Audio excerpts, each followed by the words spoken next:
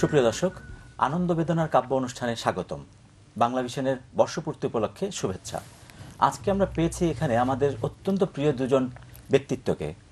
আছেন আমাদের প্রিয় শিক্ষক আব্দুল্লাহ আবু সাঈদ স্যার, আর আছেন টেলিভিশন ব্যক্তিত্ব শাইখ সিরাজ। কেমন আছেন আপনারা? ভালোই আছি স্যার, আমাদের বর্ষপূর্তি এটা একটা উপলক্ষ মাত্র। আমরা চাই এই বর্ষপূর্তিকে উপলক্ষ করে আপনাদের চোখ দিয়ে আমাদের পুরো টেলিভিশন মিডিয়ার একটা বর্তমান অবস্থার চিত্র তুলে ধরতে। একটা প্রশ্ন তো সবসময় আমরা করতেই চাই, আগেও করেছি। তখন আমরা যেটুকু দেখেছি যে দরজার ফাঁক দিয়ে 10-15 জন দাঁড়িয়ে দেখছে, কারো বাড়িতে যাচ্ছে ফ্লোরের মধ্যে 50-60 জন বসে আছে, একটা টেলিভিশন চলছে। আপনারা নিশ্চয়ই এর চেয়ে বেশি রকম উন্মাদনা দেখেছেন। স্যার, আপনার কাছ থেকে একটু শুনতে চাই। এটার পিছনে টেলিভিশন উন্মাদনা অবশ্য অনেক পরিমাণেই ছিল, কিন্তু তার চাইতে বেশি যে ব্যাপারটা ছিল সেটা হচ্ছে যে সবার তখন টেলিভিশন ছিল না। জি, মাঝে মধ্যে এক আধটা বাড়িতে, এক আধটা আমাদের ওখানে একটা ক্লাব ছিল, সেই ক্লাবে এই সব জায়গাতে টেলিভিশন থাকতো। সেই সময়টা সাদা কালোর সময়, সাদা কালোর যুগ। সাদা কালোকেও আমরা কিন্তু ব্ল্যাক অ্যান্ড হোয়াইট দেখতাম না। হ্যাঁ, ও সেখানে আমরা রং দেখা হ্যাঁ, যেত। ওটাকেও আমরা রং দেখতাম, সেটা আমাদের মনের আচ্ছা, স্বপ্ন দিয়ে সেই রং আমরা তৈরি করতাম। জি, সেই জন্য সাদা কালো আমাদের কাছে কোনোদিন খারাপ হয়নি। এই যে এত মানুষের ঝাঁপিয়ে পড়া, এটা নতুন টেলিভিশন, টেলিভিশনের বিষয়, কোথার থেকে প্রোগ্রাম হচ্ছে আমরা সবাই ঘরে ঘরে বসে দেখছি। এটাও যেমন, তেমনি আমাদের টেলিভিশন কম ছিল। জি, সুতরাং অন্যের বাড়িতে গিয়ে, অন্য জায়গায় গিয়ে যেমন করে হোক টেলিভিশন দেখতে হবে। এক অবাক জিনিস এসছে, এ না দেখলে হবে না জি। কেমন। এবং যারা টেলিভিশন কোনো রকমে কিনতে পারত, তারা তো মানে 600 টাকা দাম ছিল তখন গর্বিত মালিক একটি টেলিভিশনের। স্যার, আমরা আপনার কাছে আবার আসবো। শেষ ভাই, আপনার দেখা টেলিভিশন শুরুতে একটু শুনতে চাই। আমার ব্যক্তি জীবনের একটা ঘটনা টেলিভিশনকে নিয়ে বলি। আমার দু একজন বন্ধু বান্ধবের বাসায় টেলিভিশন ছিল, আচ্ছা, পরে আস্তে আস্তে এসে। তো আমাদেরও তখনও ওই টেলিভিশন কেনার মতো আমার বাবার সক্ষমতা ছিল না। আমার খেয়াল আছে, তো বন্ধু বান্ধবরা যখন মাঝে মধ্যে বাসায় আমার আড্ডা দিতে আসতো, আমরা তখন একটা সোফা, আমার বাবা একটা সোফা তৈরি করলেন আচ্ছা, সেই সময়। তো সোফার যে কর্নার টেবিলটা আছে, সেই টেবিলটা আমি ঘরের এক কোনায় নিয়ে, চার কোনার কোনায় নিয়ে, ওখানে বেশ কিছু বই হ্যাঁ, দিয়ে, টেলিভিশন তখন কিন্তু ওই মায়েরা যে ওই টেবিল ক্লথ বানাতেন, সেটা ওই যে এমব্রয়ডারি কাজ করে হ্যাঁ, ঢেকে হ্যাঁ, রাখা হতো, সেটা দিয়ে ঢেকে খেয়াল রাখা আছে? হতো। তো ওইরকম মানে একটা, সসম্মানে, হ্যাঁ, সসম্মানে তো ওই টেবিলের উপরে, কর্নার টেবিলের উপরে বই দিয়ে, ওটাকে একটা টেবিল ক্লথ দিয়ে এমনভাবে রেখেছিলাম, ওটা দেখলে একটা টেলিভিশনের মতো মনে হতো।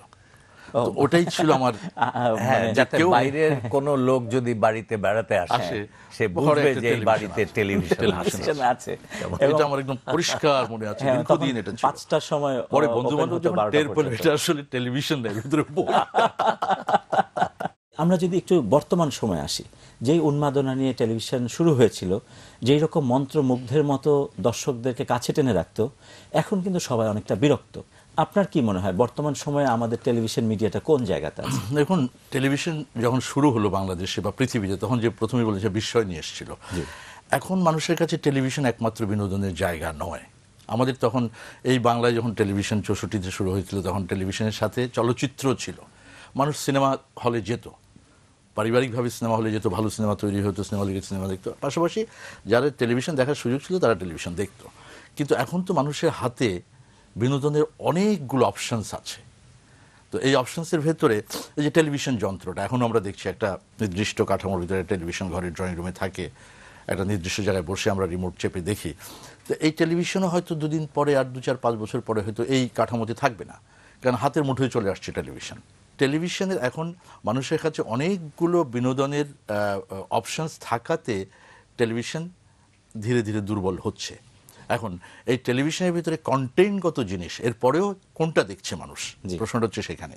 তো এখন যার কন্টেন্ট ভালো, যার নির্মাণ ভালো, যার সত্যি সত্যি একটা টেলিভিশন অনুষ্ঠান দেখার পরে, টেলিভিশন শুধুই কি মাত্র বিনোদনের একটা মাধ্যম না, বিনোদনের ভেতরেও কিন্তু আপনার শিক্ষা থাকতে হবে। যে বিনোদন আপনাকে সমাজকে ক্ষতি করছে, যে বিনোদন পরিবারকে ক্ষতি করছে, যে বিনোদন আপনাকে কোনো কিছু দিচ্ছে না, আপনি বিনোদিত হওয়ার পর নির্দিষ্ট আধা ঘন্টা বা 1 ঘন্টা একটা প্রোগ্রাম দেখলেন, দেখার পর আপনি ওখান থেকে পেলেন কিছুক্ষণ হাসি তামাশা পেলেন, কিন্তু আপনি কোনো কিছু শিখলেন না, সেটা কোনো তুমি স্থায়ী হয় না। তো সেই দিক থেকে আমরা আমাদের টেলিভিশন চ্যানেলগুলো এখন অনেক দূর পিছিয়ে যাচ্ছি আমরা। হ্যাঁ, ও যে কথাটা বললো আমি এটার একদম সমর্থক। জি। কারণ আমি এক সময় বিনোদনমূলক অনুষ্ঠান পাগলের মতো করেছি, কিন্তু তারপরে আমার মনে হলো যে শুধু এই ফুলঝুরি, আনন্দের ফুলঝুরি আর রঙের ফুলঝুরি ছড়িয়ে তো লাভ হবে না, মানুষকে গভীর গভীর কিছু দিতে হবে। কেমন? তো তখন মানে আমাদের বিটিভিতে অনেকে বললেন যে কি আপনি কি আত্মহত্যা করতে চান নাকি, এটা এডুকেশনাল প্রোগ্রাম করে তো আপনার প্রোগ্রাম আনপপুলার হয়ে যাবে। তা আমি বললাম যে দেখেন, আমি মনে করি যে শিক্ষা বিনোদনের চাইতে বড় জিনিস। কেমন? তার কারণ আমরা সারাদিন নাচি না, কিন্তু সারাদিন ভাবি। কেমন? সেই ভাবনাকে যদি আমি সুন্দর করে মানুষের কাছে ওই বিনোদনমূলক অনুষ্ঠানের মতো করে তুলে ধরতে পারি, তবে তার চাইতে পাওয়ারফুল আর কিছুই হবে না। কারণ ওটা দুমুখী আক্রমণ করবে, বিনোদন দিয়ে আক্রমণ করবে এবং ভাবনা দিয়ে, হ্যাঁ, চিন্তা দিয়ে। কেমন? এবং সে নিজের চাইতে একটু উপরে উঠে যাবে, এটা দিয়ে সে আক্রমণ করবে। তো সুতরাং এটা অনেক অনেক বড় জিনিস। আসলে বর্তমান সময়ে আমরা যা দেখাচ্ছি সেটা কি আমাদের বাস্তবতাকে রিপ্রেজেন্ট করে? আমরা যেরকম মারামারি, যেরকম প্রেম, যেরকম পরিবার, যেরকম কনস্পিরেসি দেখাচ্ছি, সেটা কি বাস্তবতাকে রিপ্রেজেন্ট করে আমাদের টেলিভিশন? বাস্তবতাকে রিপ্রেজেন্ট কখনোই শিল্প করে না। যেমন সাহিত্য কখনোই বাস্তব না। কেমন? কোনো হ্যামলেট পৃথিবীতে ছিল না, কোনো দেবদাসও পৃথিবীতে ছিল না। আচ্ছা, হ্যাঁ, তবে ওটা দেখার পরে মনে হয় যে এরকম হ্যামলেট একজন থাকলেও থাকতে পারে, আচ্ছা, একজন দেবদাস এরকম থাকলেও থাকতে পারে। সাহিত্য রিয়েলিটির উপরে নির্ভরশীল নয়, শিল্প প্রবাবিলিটির উপরে নির্ভরশীল। আচ্ছা, যে এরকম থাকার সম্ভাবনা আছে, হ্যাঁ, এরকম হতেও পারে। কেমন? তো সুতরাং বাস্তবের যে প্রেম, কেমন, বাস্তব জিনিসটা তো খুব প্রিয় জিনিস না মানুষের কাছে। বাস্তব অনেক সময় বিরক্তিকর, বাস্তব অগ্রহণযোগ্য, অসন্তোষজনক। আমাদের প্রতিদিনের জীবন কি খুব আমাদের কাছে একেবারে রসগোল্লার মতো লাগে না? নিঃসন্দেহে না। হ্যাঁ, লাগে না।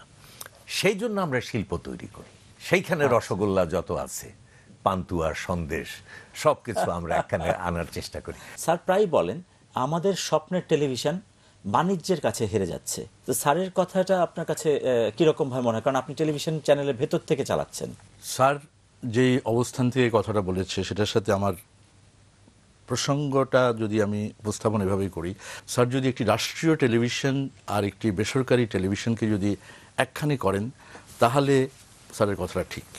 কিন্তু রাষ্ট্রীয় টেলিভিশনের দায় দায়িত্ব আচরণ আর একটি বাণিজ্যিক বেসরকারি টেলিভিশনের দায় দায়িত্ব আচরণ অনেক ক্ষেত্রে একরকম নয়। কিন্তু প্রশ্নটি হচ্ছে এখানে আবার একটু আছে, যদি কে টেলিভিশনটি পরিচালনা করছেন, নেপথ্যে কারা আছেন, সেটাও একটু ভাববার বিষয় আছে। এখন আপনি বাণিজ্যিক টেলিভিশন বা বেসরকারি টেলিভিশন মানে 100% বাণিজ্যিক হওয়া উচিত আমি মনে করি না। এটা সেটাই দায়িত্বশীল আচরণটা সেই জায়গাতেই যে আপনি সাধারণ অর্থে তো একজনকে সার্ভাইভ করতে হবে, তারপর সে টেলিভিশনে চালাবে। এখনকার টেলিভিশন মানে কিন্তু আগে সেই বাংলাদেশ টেলিভিশনের মতো 6 ঘন্টার টেলিভিশন না। এখন টেলিভিশন মানে 24 ঘন্টার টেলিভিশন।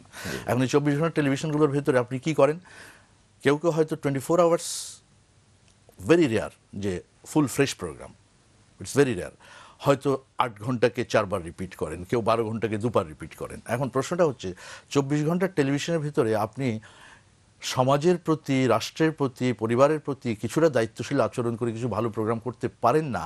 আমাকে যদি আপনি ব্যক্তিগতভাবে জিজ্ঞেস করেন, তাহলে আমি বলবো যে একটি বেসরকারি বাণিজ্যিক টেলিভিশন চাইলে দায়িত্বশীল আচরণের মাধ্যমে দেশকেও সার্ভ করতে পারে, সমাজকে দিতে পারে এবং সে বিনোদিতও করতে পারে, মানুষকে, দুটোই করতে পারে। জি জি, আমরা তাহলে একটা ছোট্ট বিরতিতে যাব। সুপ্রিয় দর্শক, আমরা যাচ্ছি ছোট্ট একটা বিরতিতে।